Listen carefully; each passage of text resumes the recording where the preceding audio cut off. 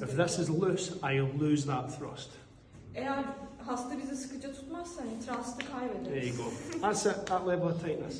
And you will see, you will need to keep going, hold on tight, hold on tight, hold on Ve tight. sürekli böyle sıkıca tut beni demeniz Right? gerekiyor. So, she's going to hold on tight. If she does that, she'll take a big breath in. Bunu yaparken derin nefes alacak. Tight, tight, tight. I will roll her towards me, articulate through, and body drop.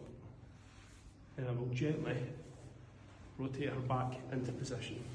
Önce birazcık mobilizasyon yaptı, sonra vücudundan verdiği kuvvetle thrust'ı verip hastayı sırt üstüne yuvarladı. Do you want me to show you from that side?